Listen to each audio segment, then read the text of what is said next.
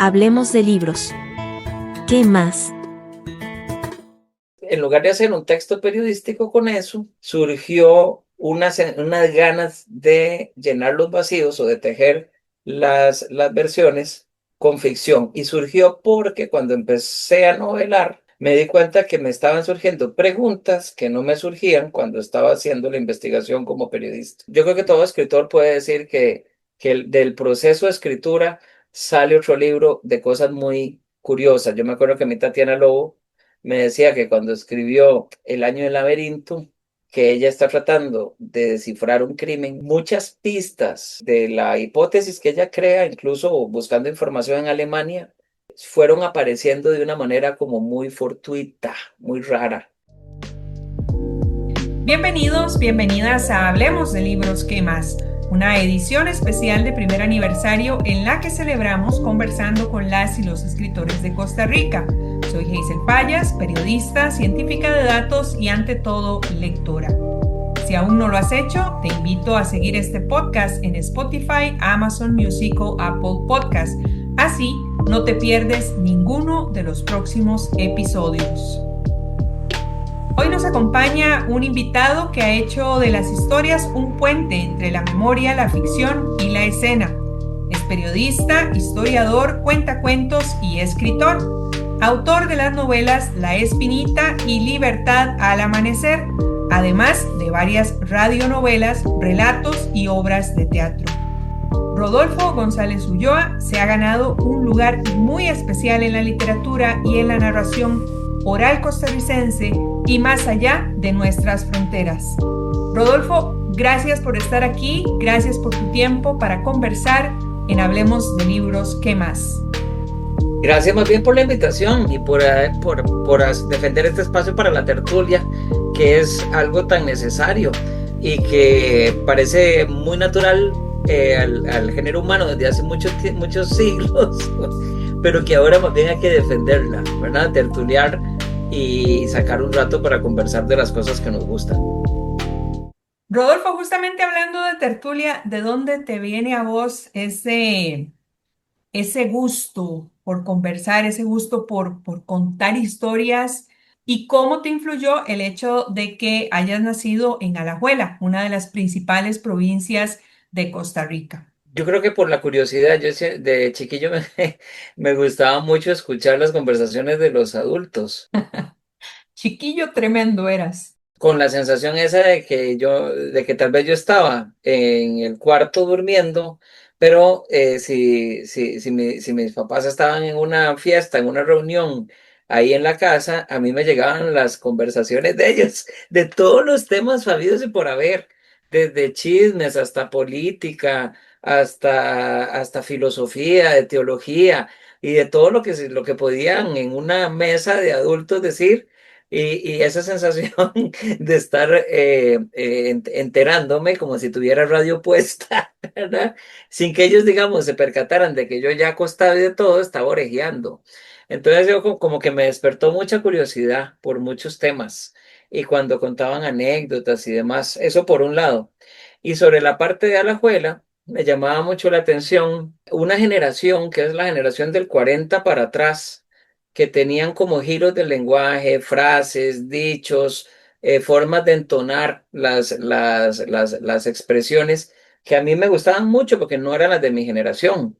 Entonces me parecía como muy divertidas, ¿verdad? Oíme, y de todos esos secretos y esas conversaciones que ahora te provoca mucha risa, ¿has contado algo en tus libros o ya te advirtieron de la familia? Rodolfo, nada de contar secretos de familia. En realidad más de las que surgieron en las tertulias del domingo en los almuerzos, de esas sí, porque esa era otra fuente de información. Entonces, por ejemplo, con mucha frecuencia en las charlas de sobremesa salían personajes. Uno de ellos era Cayetano Vargas. O sea, Cayetano Vargas es un pariente mío de 1880 por ahí y tenía una anécdota muy particular de cómo fue que superó un desamor haciendo una broma, ¿verdad?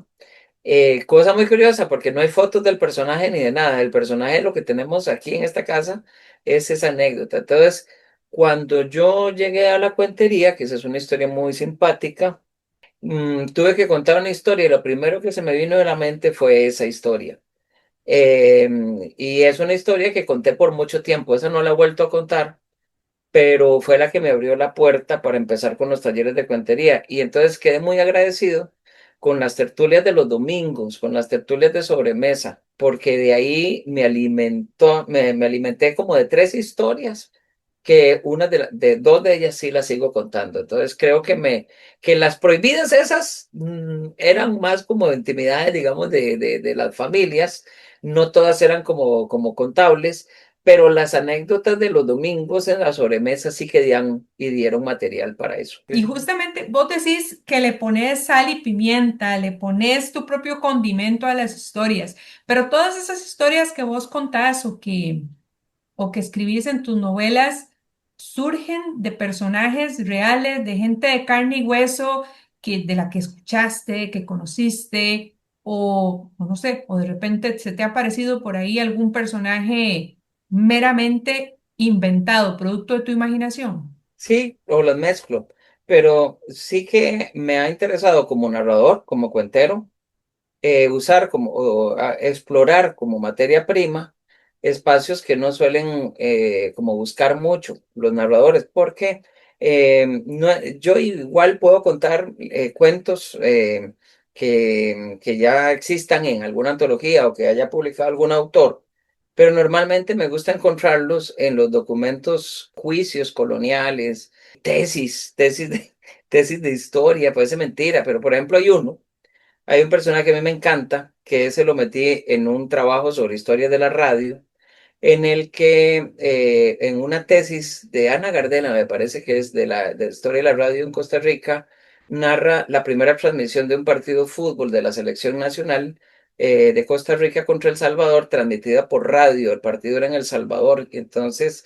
como la tecnología no permitía hacer transmisiones en vivo por teléfono, se les ocurrió mandar las noticias por telégrafo desde El Salvador a Costa Rica y rellenar con imaginación entre telegrama y telegrama. Eso lo hacía el locutor. Esa, eso es lo que yo le llamo ingenio puro, resolver con lo que haya. Y eso yo me lo encuentro en una tesis y digo, yo tengo que explorar, porque esto me parece fascinante, cómo se va a hacer una transmisión de fútbol por telegrama.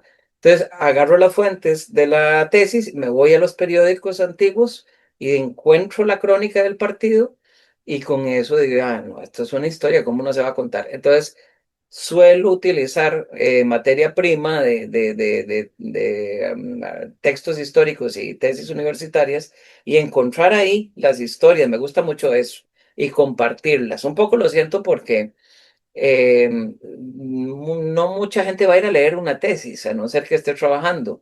Y entonces se van a perder esas historias que están ahí metidas y que me parecen fascinantes. Y eso es algo como que a mí me gusta como cuentero. Entonces cuando empecé a escribir, seguí por esa línea, la línea de utilizar como base personajes y hechos históricos. Y eso se expresó primero a través de la oportunidad de hacer radionovelas con Columbia, basadas en la historia de Costa Rica, que dieron pie a la posibilidad de transformarlas, que eso es toda una experiencia, ¿verdad? Cómo escribir como para guión de radio y después cómo adaptar esto a novela escrita, ¿verdad? Esos dos lenguajes tan distintos, con estructuras tan diferentes, pero tiene que ver con lo que me estás preguntando, que si salen de la vida real, sí. Y esos personajes de la vida real con los hechos de la vida real se combinan con personajes de ficción, ¿verdad? Para llevar, digamos, la trama como con más libertad, ¿verdad? Para contar cosas que le afectan a estos personajes ficticios, pero que están metidos dentro de la historia del país. Rodolfo, yo te conocí a vos siendo periodista y me surge la curiosidad de si el periodista se le atravesó al narrador o más bien el periodista le abrió campo al narrador, que es a lo que te dedicas en la actualidad. O sea, todo lo que se aplica en el periodismo, el olfato para encontrar historias, contrastar fuentes, la parte de interpretar y analizar, eso, ¿verdad? Se aplica también en la historia, ¿no? Con un material y una época distinta.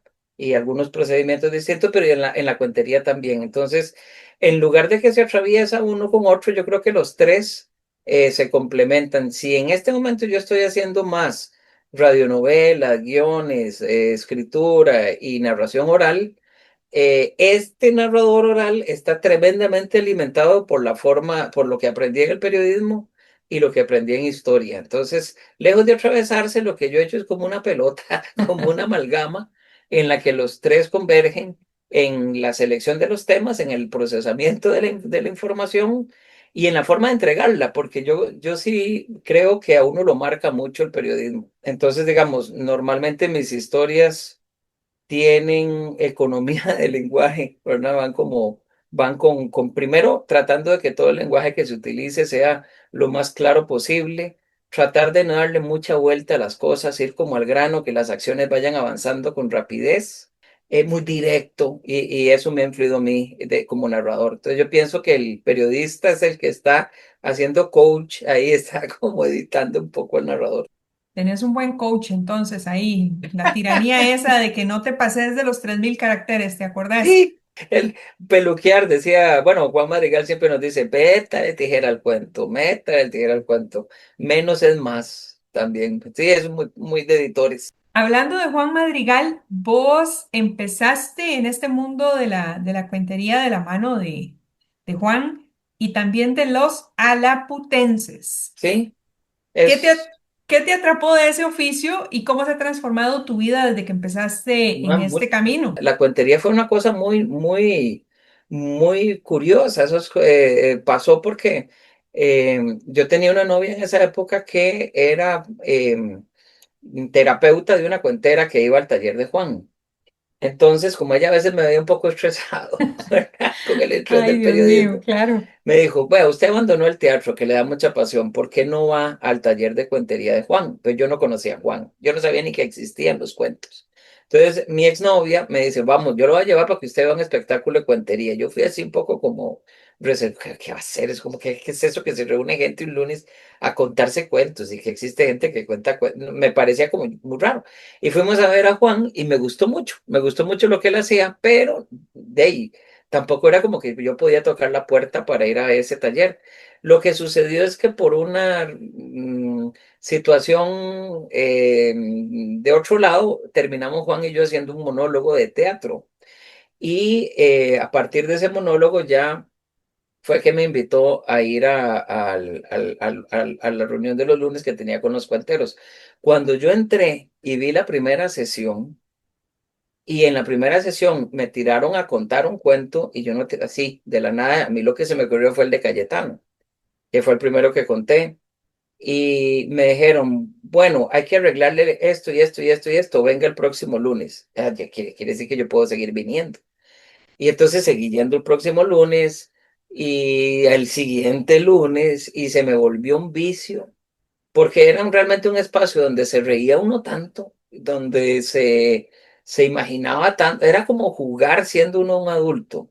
Entonces la sensación que yo tenía al salir del taller era como si hubiera tomado 2 días de vacaciones, cada vez que salía por una hora, por valor de 2 días. ¿Cómo haces, cómo es ese proceso para redactar, para escribir las historias que vas a convertir en cuentos orales? ¿Cómo las escribís para para ir al grano, pues? Es como sentir el flechazo por alguien y tomar la decisión de invitar a esta persona a salir. Es igual. Entonces, hay historias que usted dice, uy, yo tengo que contar esto. Y uno se emociona. Es una experiencia física incluso. Cuando yo doy talleres de cuentos, yo les digo a los chiquillos, vean, esto no es de que yo les deje una tarea de ir a buscar un cuento y usted va a ir a internet o su mamá le va a ir a bajar una historia a internet para que usted la monte. No, eso no. O sea, porque la historia puede ser insípida. Si alguien lo primero que yo le pregunto a alguien en un taller, ¿a usted le gusta esa historia? Y si me dicen, sí, no, no la cuente. No la cuente. Si no tiene química, si usted no quiere salir con esta persona, ¿verdad? No salga. Igual, si usted no siente que el cuerpo le dice, yo quiero contar esta historia, no la cuente. Pero por eso es que yo no tengo muchas historias. Yo tengo desde el 2005, ve qué montón, 20 años contando historias. Y yo si acaso llego a 30 historias. Yo conozco cuenteros que dicen, ay, yo tengo 500 cuentos, qué dichoso. Porque yo en 20 años no me he enamorado 500 veces. En 20 años me he enamorado 30. ¿Verdad? Son esos cuentos que cuento. No cuento un cuento que no me haya enamorado. Entre más cuento una historia, más va agarrando matices, va cambiando elementos y se va volviendo mucho más sabrosa. Y a veces uno va editándole cosas, el público le ayuda a quitarle cosas y hacer crecer pausas y momentos e intenciones. Bueno, no, nos estás dando una masterclass de cómo echar el cuento. Estabas diciendo ahorita cuando estás contando las historias, cuando estás echándole el cuento al público, a veces la gente te ayuda a editar, pero es Sí, distinto, Rodolfo, cuando ya estás escribiendo una novela. Por ejemplo, cuando escribiste La Espinita, ¿qué cambio sentís de esa manera de contar tus historias, de narrar tus historias, allá sentarte a escribirlas? Y ahí me imagino que ahí sí es importante tener una estructura, o contanos vos mejor cómo es ese proceso. la espinita es más periodística todavía, eso sí fue más periodística, porque la espinita surgió de un tío que murió en 1959, yo no lo conocí, él tenía 30 años y se volvió un personaje muy querido en la ciudad de Liberia, se llamaba Fernando González, era el sacerdote de la parroquia y cada año se le empezaba a recordar en el día de su muerte, al punto que la gente tenía la fotografía, mucha gente en Liberia tenía la fotografía de él en las casas. Uno caminaba por Liberia y veía, porque está la foto de mi tío ahí, más en Liberia que tenían las puertas de las casas abiertas antes, y en otra casa igual, y en otra casa igual. Y si uno tocaba la puerta y se identificaba como el pariente de la foto, lo pasaban adelante, le ofrecían bizcocho y de todo, y yo, ¿por qué? ¿Por qué? Sobre todo habiendo pasado ya tantos años, más de 30 años de su muerte, ¿verdad? Entonces, eso de que había como una especie de devoción por la persona, me recordó un poco el caso Moreno Cañas en San José, ¿verdad? Que era como que la gente mantenía su memoria y le pedían favores y demás, y me pareció un caso que había que documentar. Ya ahí se me despertó el periodista, y entonces ya llevé grabadora, llevé libreta y me dejé entrevistar para recoger la memoria que había sobre este personaje en unas 25 fuentes, más o menos. Yo no pretendía escribir un libro, ahí se me quedó, era como documentar nada más esto, pero con los años sentí la necesidad de unificar toda esa tradición junto con la tradición familiar y darle forma de novela. Pero yo, en lugar de hacer un texto periodístico con eso, surgió unas ganas de llenar los vacíos o de tejer las versiones con ficción. Y surgió porque cuando empecé a novelar, me di cuenta que me estaban surgiendo preguntas que no me surgían cuando estaba haciendo la investigación como periodista. Y me gustó descubrir estas preguntas que cuando uno hace ficción se hace junto con las que se hace cuando hace un trabajo periodístico. ¿Cuáles eran las preguntas que surgieron de la ficción, que no surgieron del periodismo? Las que permiten crear escenas. Por ejemplo, hay un momento en el que hay que poner a los personajes en una mesa de comedor. Entonces, ¿cómo lo siento? ¿Quién se sienta a la par de quién? Tal vez los grandes hechos hacen que esto no quede, no se pregunte uno esto si fuera un artículo periodístico o un reportaje, pero en la construcción de la escena resultó que había que hablar con una tía para que explicara quién se sentaba a la par de quién. Una pregunta que yo nunca me había hecho como familia de este personaje. Entonces uno dice, ¿y por qué se sentaban así? Y salen cosas de familia que no salen de otra manera. Entonces, la creación de escenas genera nuevas preguntas y me encantó. Entonces empecé a hacer este mismo ejercicio de crear escenas con episodios de la vida del personaje. Me salían más preguntas. Yo tenía que ir a las fuentes a repreguntar esto. Y entonces fue quedándose como un proceso, digamos, de novela que sí tardó sus años en construirse, porque tampoco fue muy rápido ese proceso.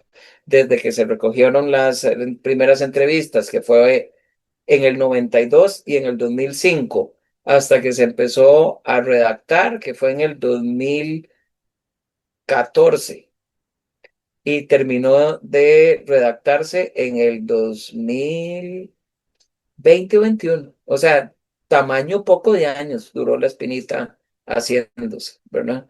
Pero sí que el proceso es muy diferente. Y construirse de cero, ¿verdad? Desde la tradición oral pura, los documentos, hasta el tratar de buscar.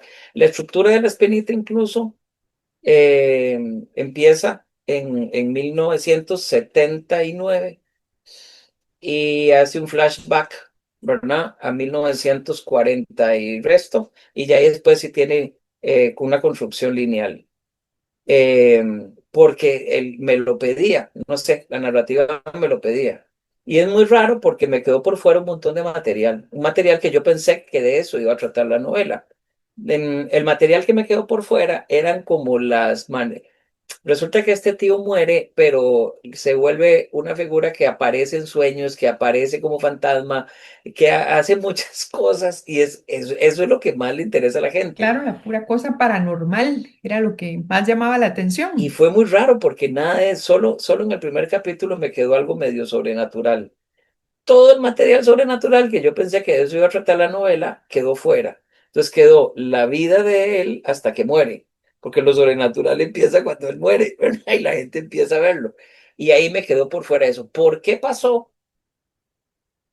En la construcción de la historia me fue pidiendo eso, no sé por qué. Oíme, ahora me quedó a mí la espinita de si tu tío, el cura Fernando, metió mano por ahí, ¿verdad? Para que no salieran Bueno, las sí cosas pasó. sobrenaturales. No, no, sí pasó. Porque yo creo que todo escritor puede decir que del proceso de escritura sale otro libro de cosas muy curiosas. Yo me acuerdo que mi Tatiana Lobo me decía que cuando escribió El año del laberinto, que ella está tratando de descifrar un crimen, muchas pistas de la hipótesis que ella crea, incluso buscando información en Alemania, fueron apareciendo de una manera como muy fortuita, muy rara.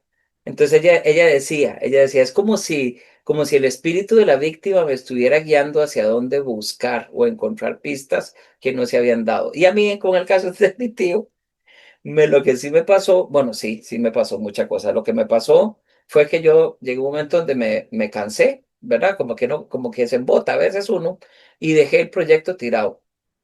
Y entonces un día amanecí con la idea, qué torta, yo dejé ese proyecto tirado. Y nada, seguí trabajando en la compu y en eso estaba en una biblioteca como esta, oí que se caía un libro con mucha fuerza, ¡plá! Pero yo estaba muy ceñido escribiendo un artículo, creo que era para... Y cuando terminé de escribir, volví a ver y lo que me encontré fue un folleto puesto en una repisa que estaba ahí. Ese folleto fue el que se cayó. El folleto era recortes que había publicado mi abuelo de la información de la muerte de mi tío. Pero el folleto no estaba así, o sea, estaba guardado como cualquier libro. Quiere decir que para que ese folleto se cayera, tiene que verlo, o sea, no hay otra explicación, como que alguien lo hubiera agarrado así, lo hubiera sacado y lo hubiera lanzado. Y no hay otra explicación, es que no hay. Entonces dije yo, ok, tío, está bien, voy a retomar el proyecto. Si eso hubiera sido nada más ese día, yo te digo, es interpretación mía, puede ser casual. Pero yo no había terminado de decir eso cuando 12 minutos, bueno, sí había terminado de decir eso, 12 minutos después me entra un mensaje de WhatsApp de un amigo que me dice que en televisión estaban dando un pequeño reportaje sobre mi tío. Entonces ahí sí se me paró los pelos. Primero porque muy raro que yo estuviera pensando en eso y que me arrojaran el libro. Segundo, porque este amigo me escribe, o sea, yo no tenía el tele, yo no me estaba enterando y por qué me escribe. Entonces de ahí me pareció raro. Y después en la noche me escribió otra persona en Liberia diciendo que le había pasado algo raro, como que le habían movido la foto de mi tío de un lado a otro. Entonces dije yo, no, ya, tres cosas de mi tío en un solo día. Yo creo que yo voy a retomar esta novela porque si no, ¿Lo hacías o lo hacías entonces? Más o menos así fue la historia, ¿no? entonces sí pasan cosas, sí pasan cosas. Esa es por contarte una porque hay más, pero sí pasaron cosas raras con ese libro. Y esas otras cosas raras por casualidad tienen que ver con Libertad al amanecer. U No, otra, ¿no? no, por dicha, Libertad al Amanecer no tiene nada sobrenatural hasta el momento, pero Libertad al Amanecer a mí me gustó mucho porque fue un primero radionovela. Entonces era el bicentenario de la independencia y había que contar. Estábamos en pandemia, me acuerdo, y Columbia aceptó poner una radionovela en el espacio noticiario de 22 capítulos todo el mes de septiembre. Y ahí fue lindísimo porque era investigar que aquello que nos habían dicho que la independencia nos la habían regalado por carta no era cierto, que realmente era un proceso conflictivo que había estresado y asustado mucho a los tatarabuelos y que los había obligado a negociar, los había obligado estando en la cuerda floja a ceder y a poner y que sí había una historia emocionante que contar sobre el proceso de independencia de Costa Rica. Y ahí el proceso entonces fue crear una historia de ficción que permitiera contar en lo micro lo que estaba pasando políticamente en lo macro. Entonces, lo que le pasa a los protagonistas de tres familias es lo que le está pasando al país en general en términos políticos. Entonces, tratar como de entenderlo a través de una familia me parecía mucho más didáctico, pero también con elementos emotivos y culturales de la época, como por ejemplo la existencia de la esclavitud en 1821, porque todo el mundo solo piensa en los faroles y la libertad, no, en 1821 se vendía y se compraba carne humana en Costa Rica. Hay que esperarse hasta 1824 para que se proclame la abolición de la esclavitud en Centroamérica, pero en 1821, entonces, ¿cómo meter ese tema de la esclavitud dentro del proceso de la negociación entre los cabildos para generar la independencia y todo? Fue muy divertido, la verdad. Entonces ahí me tocó adaptar, pero la adaptación fue muy distinta al proceso de la espinita, porque es traducir del lenguaje guión al lenguaje de novela de ficción en texto, y estructuras cambian, los personajes a veces, no es que no, yo aprendí mucho de ese proceso, ¿verdad? No era tan fácil, es más difícil, sufrí más con Libertad al Amanecer, el tratar de generar un producto eh, que se sostuviera y que fuera agradable, ¿verdad? Pero que ya tenía una base, que era un guión de radio y hacer otro lenguaje. Verás que aprendí mucho, pero es difícil, es difícil. Justo eso te iba a preguntar, porque vos como que invertiste la lógica, porque por lo general uno ve que adaptaron Delirio de Laura Restrepo Ujú, ahora a Netflix. Casi siempre se adapta una novela a un guión, pero en tu caso te tocó adaptar el guión de radio a una novela, a otro lenguaje. ¿Sufriste ujú. mucho haciendo eso y qué aprendiste? Mucho. Pienso que disfruto, bueno, disfruto las dos, pero disfruto más construyendo de cero una novela escrita, ¿verdad? La adaptación en radio hace que en el proceso uno tenga que eliminar personajes y hasta eliminar, porque por ejemplo, en radio yo sé que tengo que contar el cuento en 22 capítulos de 10 minutos, es una regla. Entonces hay muchas acciones que están construidas para que haya un punto de suspenso en el minuto 10 de cada capítulo. Muchos de los capítulos uno siente que sobran, no sobran en la radio porque son necesarios para el oído, pero sí sobran para el texto escrito, pero que al moverlos se desestabiliza la estructura. Entonces uno tiene que por dicha, sí, hay personajes e historias que uno sabe para dónde va esto, pero tiene que modificar la estructura y crear una estructura que sea para el ojo. ¿Volverías a meterte en un berenjenal semejante? Es que ya me metí, porque resulta que el año pasado hicimos una radionovela que se llamaba La voluntad de la Pampa, sobre el proceso de la anexión del partido Nicoya a Costa Rica. Y a mí me encantó la historia, me gustó mucho hacerlo, me enamoré de los personajes. Son dos mujeres de origen chorotega, ¿verdad? y que son las que llevan el hilo conductor de la historia en el proceso en el que Nicoya está negociando qué hacer, y Santa Cruz.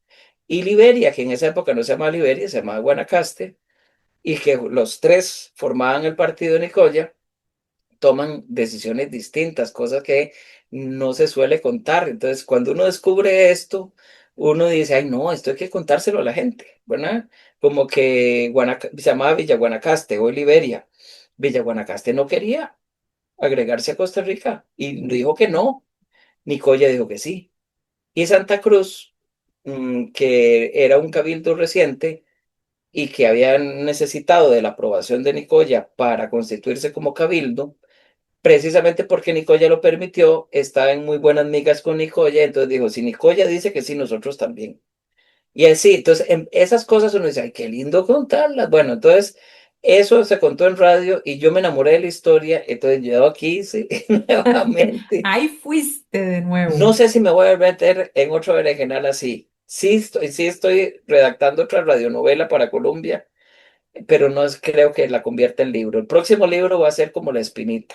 O más bien pienso que me gustaría hacer un libro de cuentos, ¿verdad? Porque creo que estoy en deuda con ese cuentero. No te volvás cuento con ese tema del libro de cuentos. ¿Alguna vez te imaginaste que ibas a llegar a ser y andar por los caminos por los que transitas hoy, o eso nunca se te pasó por la mente? No, yo sí sabía que me gusta, que en la vida sí, el teatro me producía mucho placer, al punto de que si estábamos ensayando y había pasado la hora del almuerzo, ni cuenta me daba. Y esa es una buena señal en la vida para saber cuáles son las cosas que uno realmente ama hacer. Cuando uno pagaría por hacer eso que está haciendo, o cuando uno se le va el tiempo y no se da cuenta a qué hora es, ¿verdad?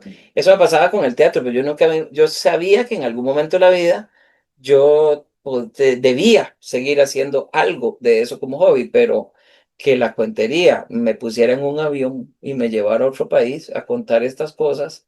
Yo siempre eso no pasa muchísimo, pero está pasando. Entonces, cuando yo me siento en el avión, digo yo, pero ¿qué es esto? Sí, no pierdo el asombro, digo yo, pero ¿por qué alguien paga un boleto de avión para escuchar lo que yo escuché alguna vez un domingo en la sobremesa de boca de mi papá o de mi mamá?